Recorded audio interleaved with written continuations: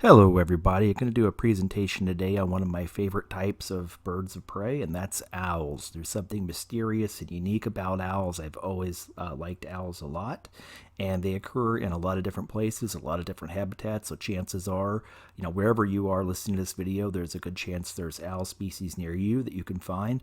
I'm going to describe the owl species that I have experience with in the eastern part of the United States. And the first one we're going to talk about is on the screen now. This is the barred owl.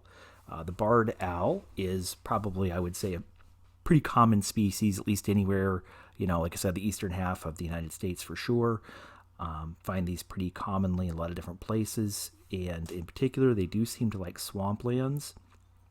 I've found them, in residential areas, like I say, lots of places, but swamplands are a good place to look for them. Here you can see a swamp in Missouri where I found some of these owls. And here's a couple of pictures of barred owls from that Missouri swamp I talked about earlier.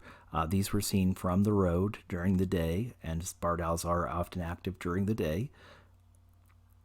And next I'll show you some barred owls that were nesting in a residential neighborhood.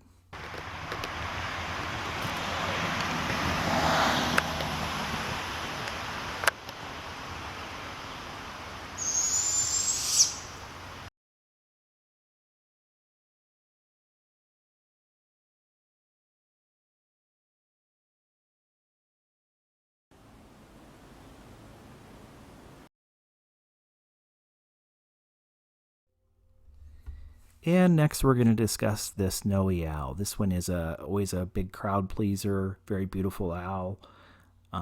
In my area, it's probably easiest to find them in the coastal areas where they kind of do stand out a little bit on the beach, but there's also snow on the ground during that time, so they may be a little bit harder to see than you initially might think. A lot of people say to look for something that looks like a bleach bottle on the beach. But here's one I found. Definitely worth the time and effort and the chilly weather to be able to see one of these beautiful birds. And the last owl I'm going to be discussing today is the great horned owl. This owl is known as a fierce predator, and it's a fairly large owl, very large and impressive.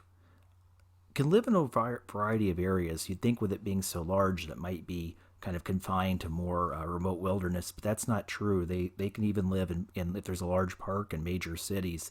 They can tolerate people being around as long as they have big large trees to build nests in and areas to hunt. The first one you're going to see here, this little owlet, it was actually from St. Louis, Missouri, in a city park, although it was a fairly large park, like I said, with mature trees. Here's another great horned owl. This one is setting on the nest. This was in Massachusetts. Basically, I was walking through the field, or not the field, it was actually kind of a swampy area with large pine trees. I had heard the birds calling a couple times when I was walking through this area, so I knew they were hanging out in that area and probably nesting because of the time of year.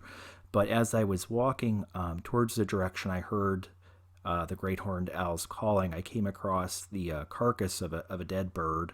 Not sure what it was offhand. Maybe if it was a small turkey or a chicken or something, some other kind of bird. And when I looked up into the pine tree that was pretty much diagonally about 100 feet or so in front of it, I noticed that there was a nest there.